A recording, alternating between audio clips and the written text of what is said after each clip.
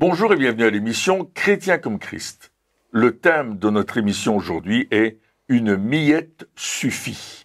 Alors c'est un titre assez énigmatique, Christine, mais tu vas nous éclairer avec un texte de l'évangile de Matthieu. Tout à fait, au chapitre 15 et à partir du verset 21. Jésus, étant parti de là, se retira dans le territoire de Tyr et de Sidon. Et voici, une femme cananéenne qui venait de ces contrées lui cria « Aie pitié de moi, Seigneur, fils de David.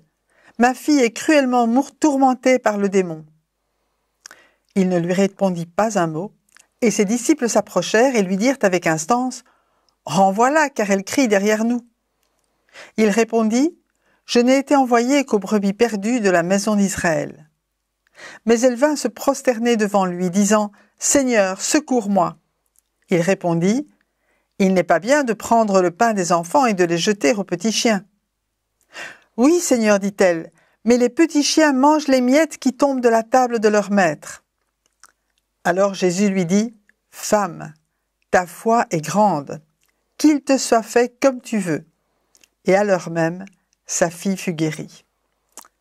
Alors voilà là qu'on parle des miettes qui tombent de la table des enfants.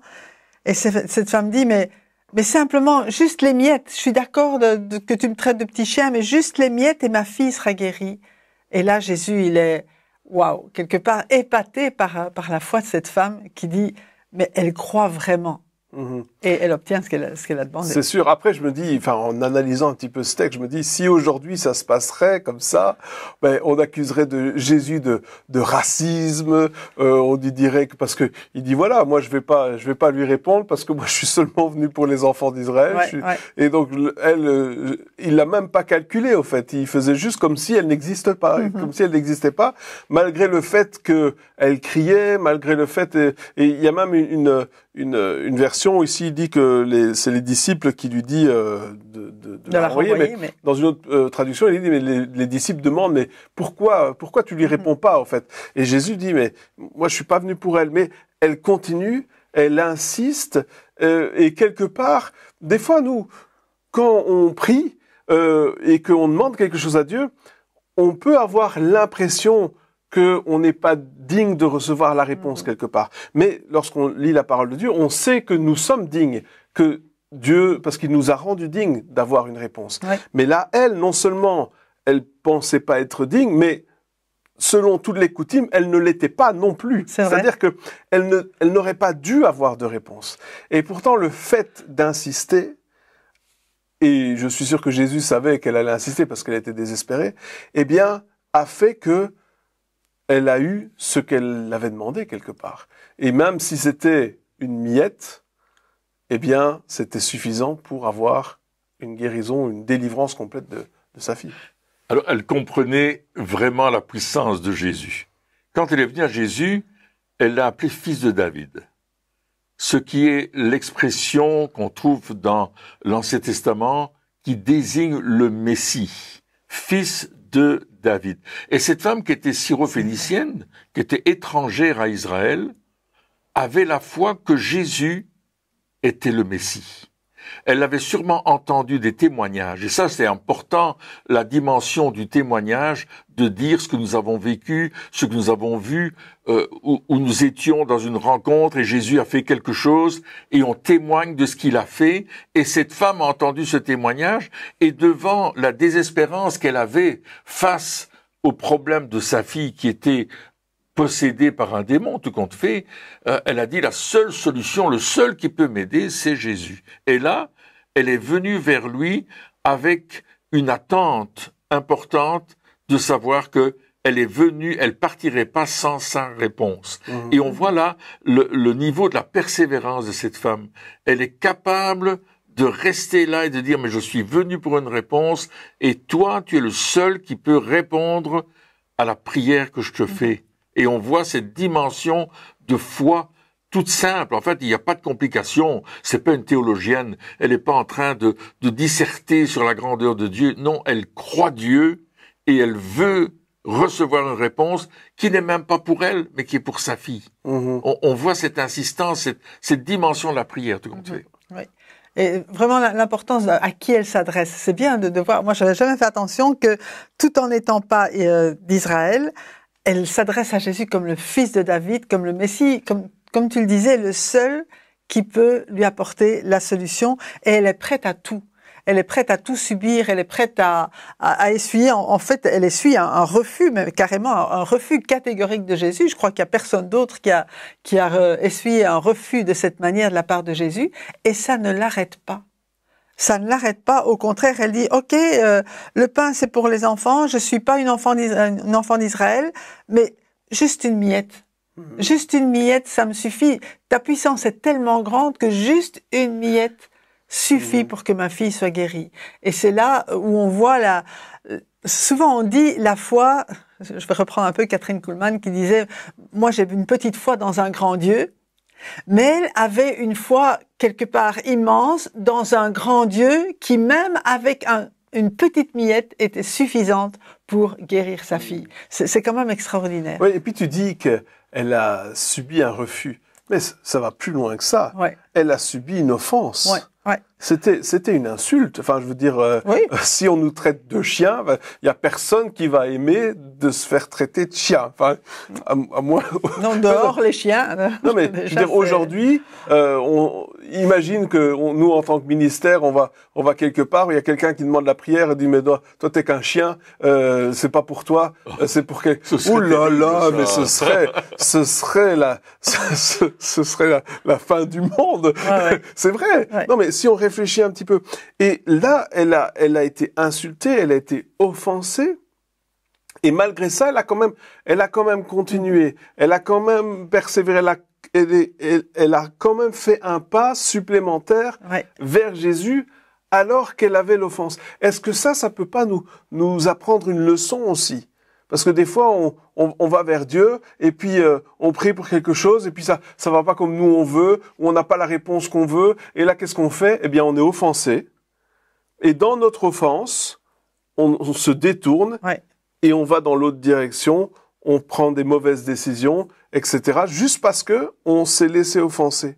Est-ce que justement, lorsque on voit cet exemple-là, on ne devrait pas se dire mais je peux aussi apprendre une leçon par rapport à l'offense. Et ma réaction par rapport à ce que Dieu me dit qui ne me plaît pas, ou qui me blesse, ou des choses... Et qu'est-ce que je fais? Est-ce que je fais comme un chrétien lambda? Si c'est comme ça, je m'en vais. Ou est-ce que je me dis, non, Dieu est pas comme ça. Il doit y avoir quelque chose d'autre. Il doit y avoir une réponse derrière. Tout à fait. La femme, là, est en train de se dire, je suis venu pour un but et je veux, malgré tout ce qui me tombe dessus, je veux aller jusqu'au bout. Même les disciples ont dit, mais renvoie-la. Pourquoi tu la laisses faire? Pourquoi qu'elle vienne nous importuner? Parce qu'en fait, Jésus, il prend du repos. Il s'est mis à l'écart pour se reposer. Mais cette femme-là, elle attendait Jésus. Elle s'attendait à lui, mais elle attendait qu'il vienne. Et là, elle a saisi l'occasion. Elle a dit, j'en aurai pas deux occasions comme ça. Et elle est venue vers lui. Et malgré ce semblant de refus, parce que je crois que Jésus est en train de la mettre à l'épreuve. Je pense que Jésus est en train de voir si vraiment elle veut la réponse à sa prière. Ou à quel point elle veut la réponse. Et à quel point elle le veut aussi. Et si elle veut que ça change dans sa vie. Parce que en reconnaissant Jésus comme le fils de David, elle est en train de reconnaître le Messie. Et même, elle va plus loin, elle va se prosterner devant lui. Et là, ça veut dire qu'il y a ce signe d'humilité qui dit, mais je te reconnais comme le maître, tu es celui seul qui est capable de délivrer ma fille, et je n'irai pas ailleurs, je n'irai pas vers un autre, je n'irai pas vers une autre solution, tu as la solution. Et c'est ça que nous devons avoir comme attitude lorsque nous venons devant Dieu, c'est de croire Dieu et de croire qu'il est la solution et qu'il a la solution à la question que nous allons lui poser, à la prière que nous allons lui adresser, parce que Dieu a un but, c'est-à-dire il veut que notre foi soit activée Cette femme, elle est venue avec la foi que Jésus allait faire le miracle, la délivrance de sa fille, la guérison de sa fille. Elle avait cette foi. Quand nous venons à Jésus avec une foi déterminée, persévérante, la réponse est là. Notre foi va faire que l'action de Dieu va être possible. Et c'est à travers cette foi que Jésus va répondre et va donner la solution pour que cette jeune fille soit guérie à l'instant où Jésus va dire à cette femme qu'il te soit fait comme tu veux. Ouais. Vas-y. Et là, on a aussi un exemple de supplication, en fait, parce que d'abord, elle l'appelle, « Aie pitié de moi, fils de David », mais quand Jésus dit « Je n'ai été envoyé qu'aux brebis perdues de la maison d'Israël », c'est là qu'elle vient se prosterner, elle dit « Mais secours-moi ». Elle ne s'arrête pas, justement, à ce refus. Et lorsqu'il l'insulte, elle va surfer sur l'insulte. Ouais, c'est ça. Elle va pas prendre l'offense, en fait. Non, elle va absolument reprendre ce que Jésus dit. « Ok, tu dis ça, d'accord. Mais juste les miettes alors. » Je suis sûr que Jésus l'a souri. Hein, Certainement. Mais moi, ça me fait penser... Certainement. Parce que cette femme, finalement, elle était dérangeante. Hein, il est dit, elle a crié. Hein, c'était pas, elle n'a pas juste appelé, elle a crié. Donc, c'était vraiment... ça a dérangé Jésus, ça a dérangé les disciples. Et moi, ça me fait penser à cette histoire avec Smith Wigglesworth. À un certain moment, il est sur scène en train de prêcher. Et puis, il y a un gars qui vient, qui se jette sur la scène pour monter sur la scène qui est malade et il veut être guéri. Et Smith Wigglesworth, ce qu'il fait, c'est qu'il le repousse avec son pied et il le fait tomber de la scène et le gars, il meurt. Donc, il tombe parce qu'il était vraiment très malade. Donc, il tombe de la scène et il meurt. Et là, forcément, tout le public, tout d'un coup, ils sont plus admiratifs du tout. Ils sont plutôt à préparer les pierres pour pouvoir les lancer. Et puis, lui, Smith Wigglesworth regarde le public avec le regard qu'on lui connaissait très très perçant et dit « Mais vous avez aucune foi ». Donc, il les engueule. Il engueule les gens en disant « Mais pourquoi tu m'en veux? J'ai rien fait de mal », en gros. Et puis, il prie pour le gars et le gars, il ressuscite et il est guéri, quoi. Mais des fois, c'est un peu ça. Non, mais comment est-ce que nous, on réagit, justement, dans des situations... alors, aujourd'hui, on vit plus ça, encore une fois. Si quelqu'un d'entre nous ferait ça aujourd'hui, on serait pendu sur la place publique. Mais comment est-ce qu'on voit Dieu aussi? C'est aussi cette image de comment est-ce que je vois Dieu? Est-ce que je pense que Dieu, il a le meilleur pour moi? Ou est-ce que je crois que dès qu'il y a quelque chose de négatif, eh bien, c'est que finalement Dieu, il m'en veut, il veut pas vraiment les trucs. Ou un petit peu comme cette histoire d'Abraham avec son fils Isaac. Dieu demande à Abraham de sacrifier son fils. Et puis Isaac... oui, c'est ça. Donc, Isaac, non seulement Abraham, il n'hésite pas une seconde, mais en plus, Isaac, à un certain moment, il se rend compte que c'est lui le sacrifice, et il continue. Mais il est dit dans Hébreu que Abraham savait que Dieu était capable de le ressusciter. Et donc, Abraham, il se disait pas, ah, mais Dieu, il m'a donné un fils et il va me le reprendre, et il est pas sympa, il est pas juste, Dieu est injuste avec moi. C'est pas du tout ça qui était dans sa tête. Dans sa tête, c'était, ok, je vais le faire parce que je sais qui est Dieu. Et je sais que ce qu'il veut pour moi, c'est des bonnes choses. Et finalement, c'est là qu'est la source. Ouais. C'est-à-dire que si notre source, c'est de savoir qui est Dieu et qu'il veut notre bien, peu importe les circonstances qui vont arriver, peu importe si on va avoir l'impression que, comme avec Jésus, qu'il y a un refus, qu'il y a une insulte, qu'il y a une offense, etc., on va se dire non, c'est pas comme ça. Il doit y avoir quelque chose d'autre. Dieu est pas comme ça. Il doit y avoir quelque chose d'autre. Mais nous, le problème, c'est que beaucoup de personnes ont une fausse image de Dieu et de la bonté de Dieu et de la bonté réelle et énorme de Dieu envers chacun d'entre nous et de son amour pour nous. Et donc, comme on sait pas, eh bien, dès qu'il y a un élément de doute, quel qu'il soit, qui vient, eh bien, on prend cet élément de doute, on s'en saisit et on dit, ah, tu vois, j'avais raison de croire que Dieu, il n'est pas bon. J'avais raison de croire que Dieu, il m'aime pas autant qu'il aime cette personne-là. J'avais raison de croire que Dieu, il n'est pas juste. Mais ce qu'on doit faire, au fait, c'est ce que cette femme a fait. Elle a lâché ça. Elle a lâché cette offense. Elle a lâché ses mensonges, finalement, pour s'accrocher à la vérité. Et du coup, on le voit ici, et c'est bon pour nous aussi aujourd'hui, Ouais, elle a obtenu ce qu'elle demandait. ouais. Elle s'est jamais découragée. Ouais. Et ça, c'est vraiment important de persévérer. Et comme tu dis, en sachant qui est Dieu, en connaissant son amour, et aussi l'intensité du besoin. Parfois, on ne va pas jusqu'au bout parce que, tant pis, si je l'ai pas, c'est pas grave. Mais ici, c'était vital. C'était vraiment sa fille qui était tourmentée, elle ne supportait plus de la voir comme ça, et elle voyait son enfant qui se dégradait de plus en plus, qui était tourmenté. Elle dit, je peux pas lâcher.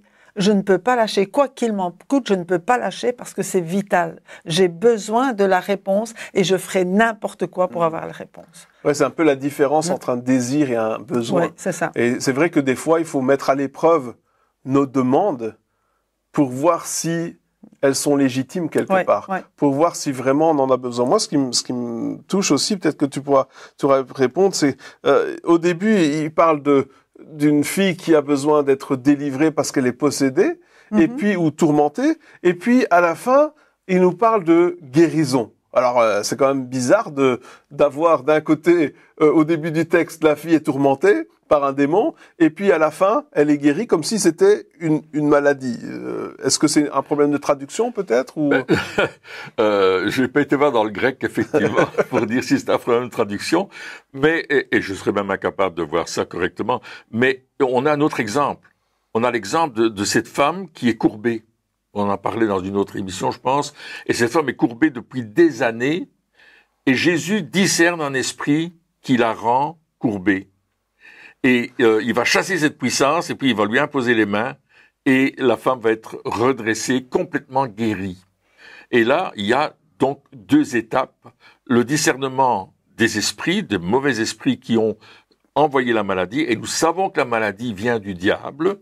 Et elle peut être manifestée par, comme cette jeune fille, possédée.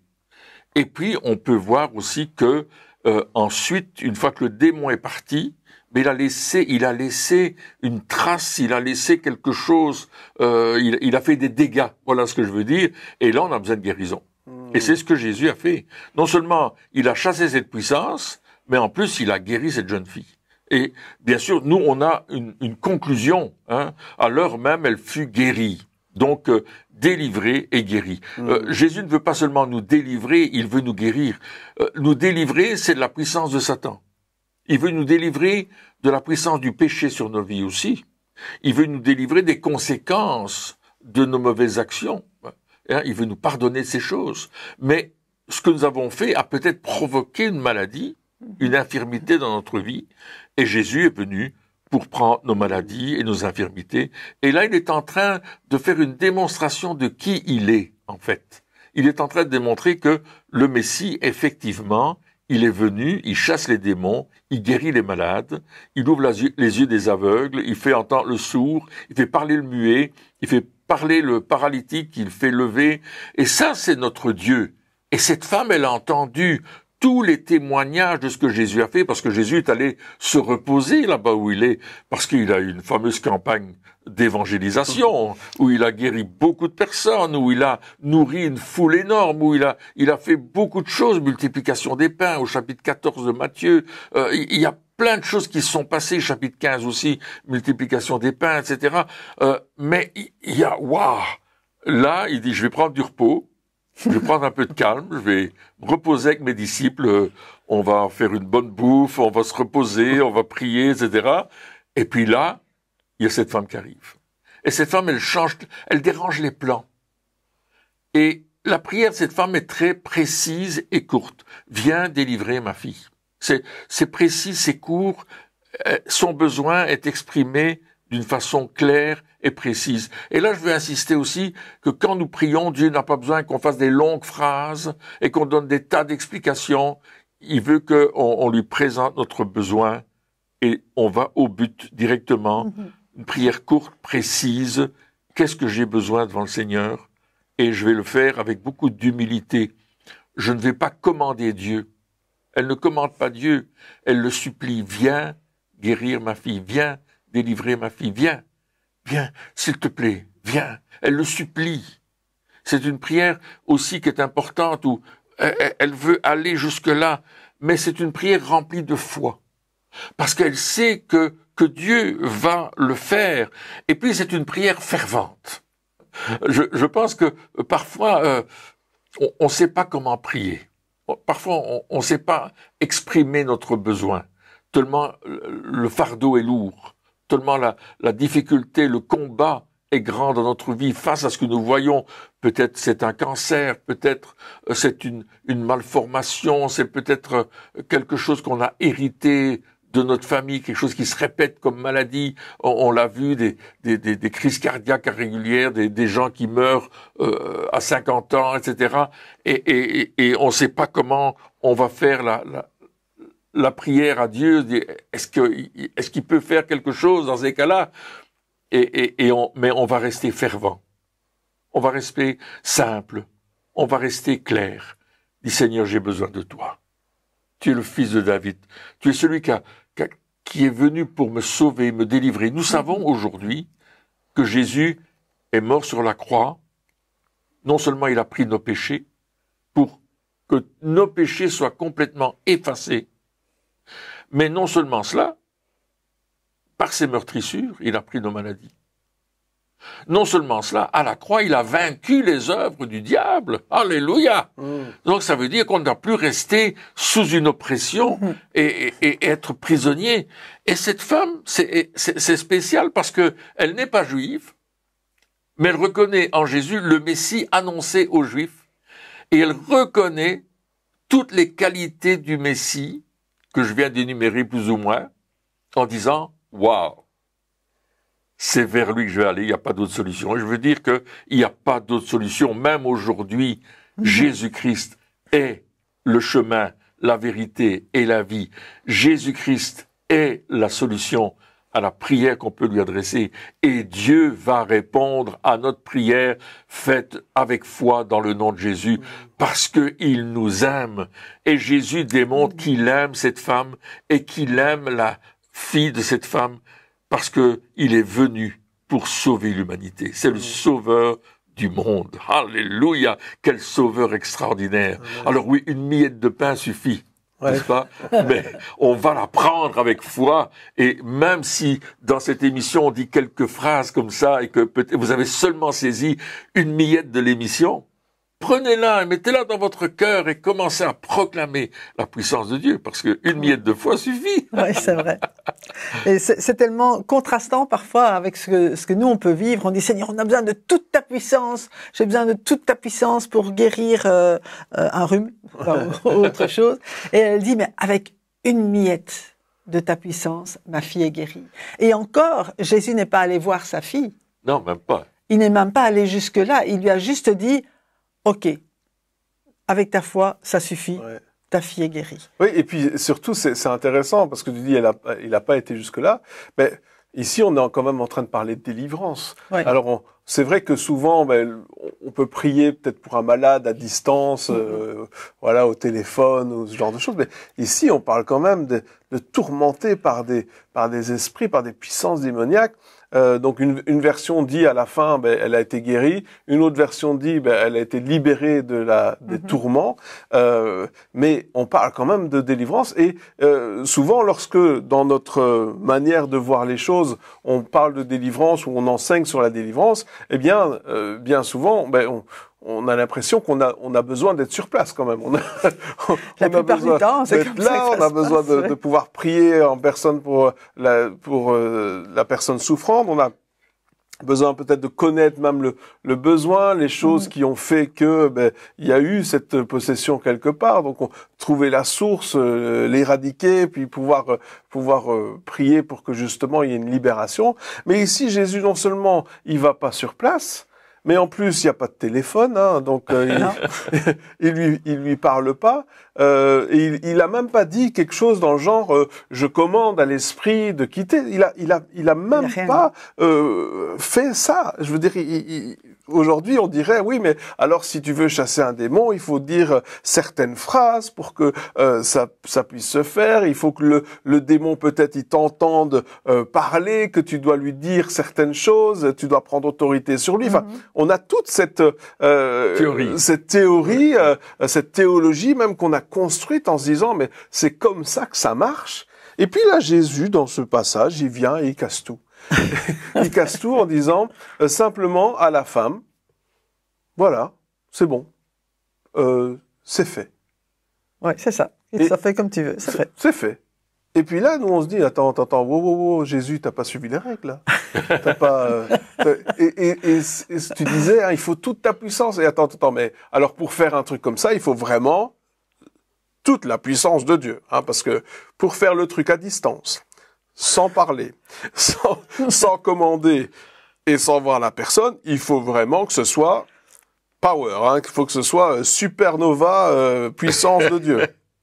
Et là, une miette. On parle de miettes. Donc, on nous casse toute notre théologie en 2 secondes. Jésus, il dit, en gros, il est en train de dire, je suis au-dessus de tout ça.